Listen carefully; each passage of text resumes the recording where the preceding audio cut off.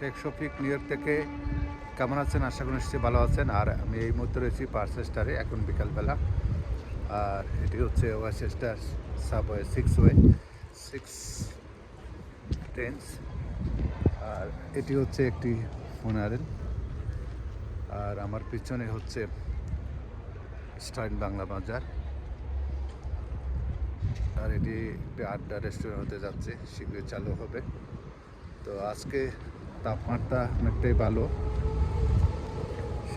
বিগত প্রায় 2 সপ্তাহেরও বেশি -7, 8, 10 এরকম ছিল।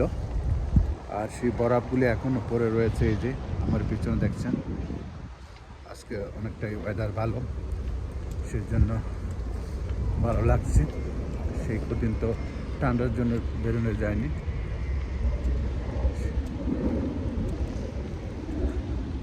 আর এদিকে হচ্ছে একটি চার্চ,